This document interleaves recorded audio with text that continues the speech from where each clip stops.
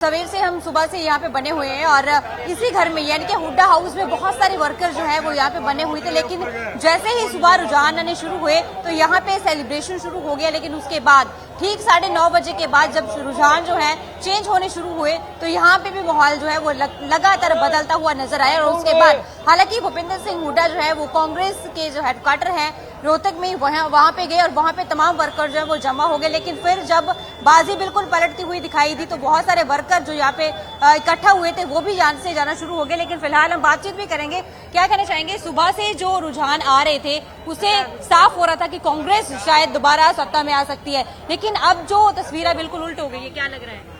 ये तो 2 महीने पहले डिक्लेयर हो गया था कि हरियाणा में कांग्रेस की सरकार आनी है और हुड्डा साहब सीएम होने हैं।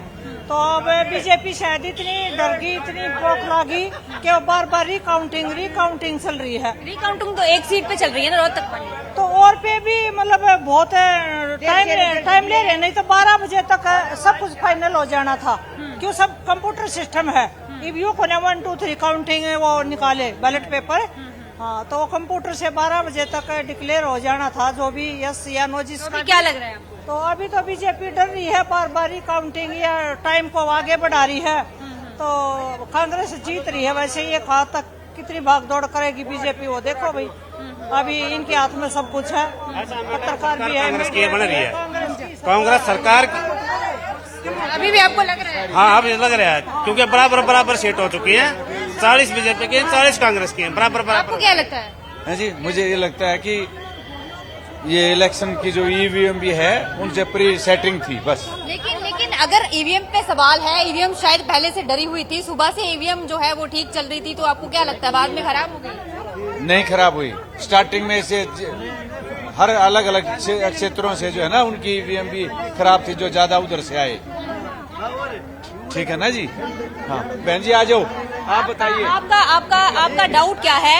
ईवीएम पे बात ईवीएम पहले से डरी हुई थी कि मेरे पे बात आएगी, सुबह ईवीएम ठीक थी तो बाद में खराब हो गई। वो डरी हुई नहीं थी जी, उनके चोर की दाढ़ी में तिनका होता है ना, वो चोर हैं, इसलिए उनको पहले से पता था। और सरकार बनाओगे, चिंता ना करो जी, अभी सीट बाकी रह रही है हमारी 12। सरकार बनाएंगे, साहब ये सरकार बनी हुई दिखेगी, 6 बजे क्लियर कर देंगे। हुड्डा सरकार बनाओगा और ईवीएम मशीन हटाओ, ये कहा कि हम हिंदुस्तान बचाओ। अगर ईवीएम मशीन नहीं हटेगी तो हिंदुस्तान बिक जाएगा, एक दिन गुलाम हो जाएंगे।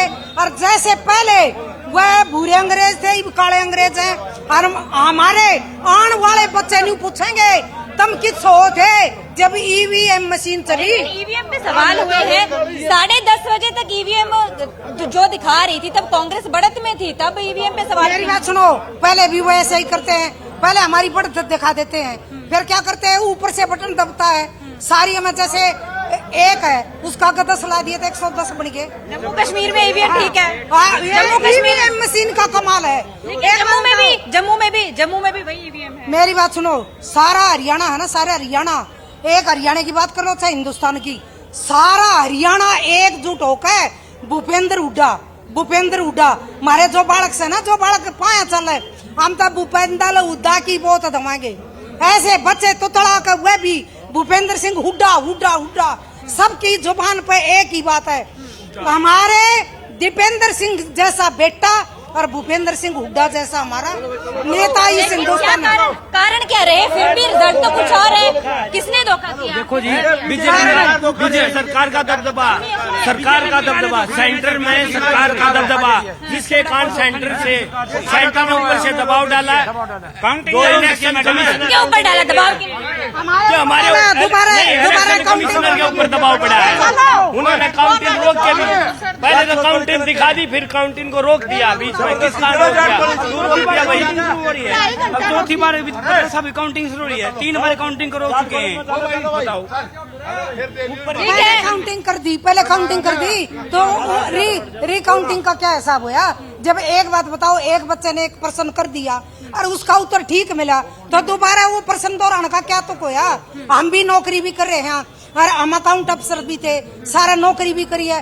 क्या मुनीष करोड़ की उसकी कैशबुक खराब होती अगर दोबारा उसको रिप्रेजेंटेशन करो और फिर दोबारा काउंटिंग कराओ?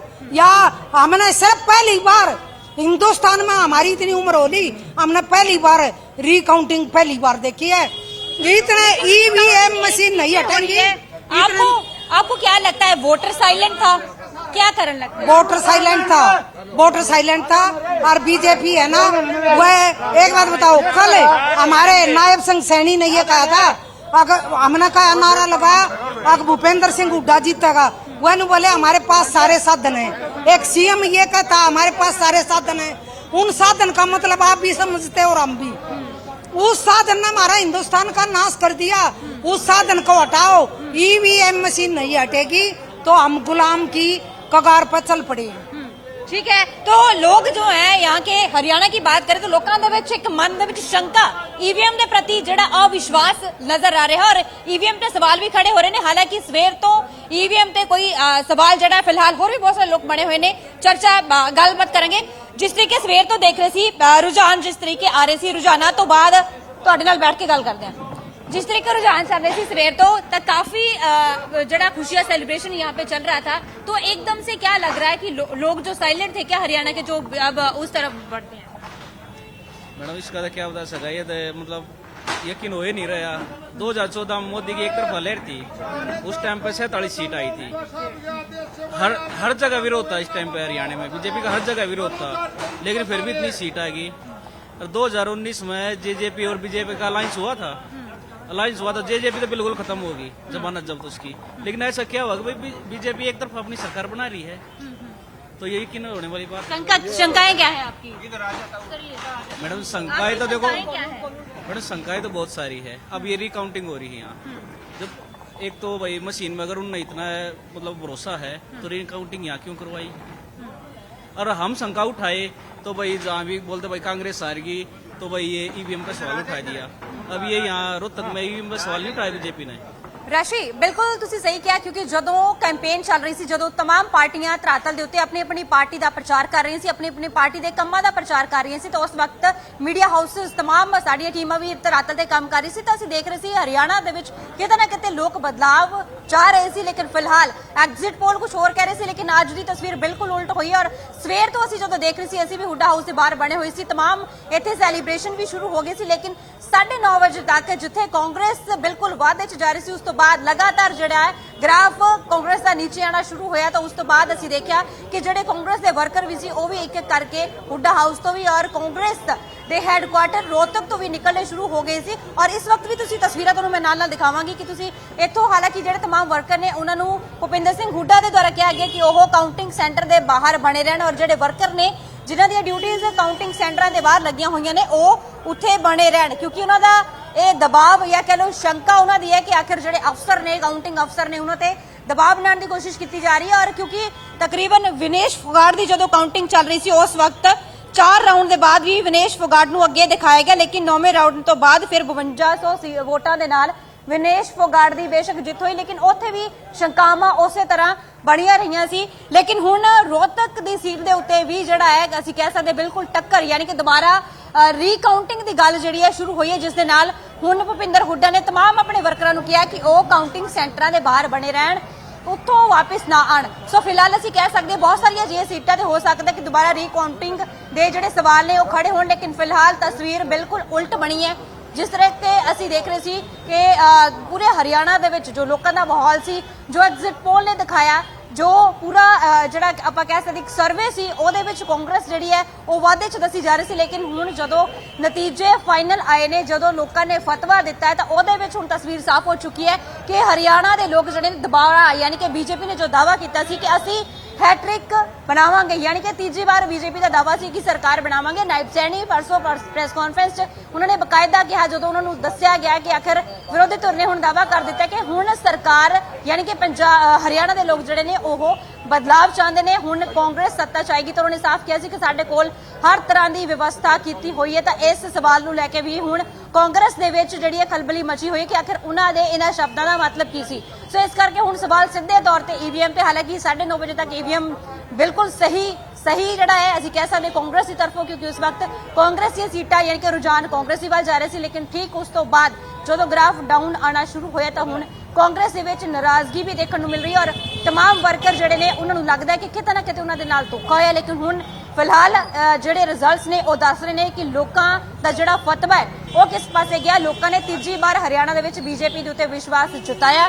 ਇਹ ਈਵੀਐਮ ਦਾ ਜਾਂ ਕਹਿ ਲਓ ਕਿ ਪੂਰੇ ਕਾਊਂਟਿੰਗ ਤੋਂ ਬਾਅਦ ਜਿਹੜੇ ਨਤੀਜੇ ਨੇ ਉਹ ਕਹਿੰਦੇ ਨੇ। ਸੋ ਫਿਲਹਾਲ ਹਲੇ ਫਾਈਨਲ ਰਿਜ਼ਲਟਸ ਡਿਕਲੇਅਰ ਹੋਣੇ ਨੇ, ਉਸ ਦਾ ਇੰਤਜ਼ਾਰ ਸਾਨੂੰ ਕਰਨਾ ਚਾਹੀਦਾ ਹੈ। ਲੇਕਿਨ ਹੁਣ ਇਸ ਵਕਤ ਜਿੱਥੇ ਮੈਂ ਖੜੀ ਹਾਂ ਯਾਨੀ ਕਿ ਹੁੱਡਾ ਹਾਊਸ ਦੇ ਬਾਹਰ ਸਵੇਰ ਤੋਂ ਅਸੀਂ ਇੱਥੇ ਬਣੇ ਹੋਏ ਹਾਂ। ਉਹਨਾਂ ਦੇ तमाम ਜਿਹੜੇ ਵਰਕਰਸ ਇੱਥੇ ਨੇ ਉਹ ਵੀ ਤੁਸੀਂ ਤਸਵੀਰਾਂ 'ਚ ਦੇਖ ਰਹੇ ਹੋ, ਉਹਨਾਂ ਦੇ ਵਿੱਚ ਨਿਰਾਸ਼ਾ ਨਜ਼ਰ ਆ ਰਹੀ ਹੈ ਔਰ ਜਿਹੜੇ ਮਾਯੂਸ ਚਿਹਰੇ ਨੇ वो कितने ना कितने दस रहे हैं कि आखिर उन्होंने जो कैंपेनिंग दे विच मदद की थी। आप जब बात कर रहे थे क्या आपके मन में शंकाएं हैं? आपका ये मानना था कि जब कैंपेनिंग हो रही थी तो लोगों का एक दबदबा बना हुआ था कांग्रेस इस बार आएगी, तो क्या लगता है? हमें तो बहुत खुशी थी कांग्रेस आए, अब भी आ जा सकती है, बहुत उम्मीद थी कांग्रेस से। क्या लगता है बीजेपी कैसा जादू कर गई इस बार? बीजेपी जैसे पहले करती थी वैसे अब कर गई। क्या डाउट बुष्टी रखा है बीजेपी वाले, बुष्टी पब्लिक तो कांग्रेस की तरफ है और पता नहीं क्या बुष्टी रखते हैं, फिर कहते हैं बीजेपी जीत गई। बीजेपी मोदी ने कर रखा है। ये पता नहीं मोदी साहब, मोदी जी क्या मंत्र छोड़ते हैं, क्या करते हैं। पहले कांग्रेस मोदी जी का वो मंत्र जम्मू कश्मीर में नहीं काम आया, वो जम्मू कश्मीर वाले जाने जी, हमारे आने वाले बता रहे हैं, है ना। और आपका शक किस पे है? क्या शक क्या?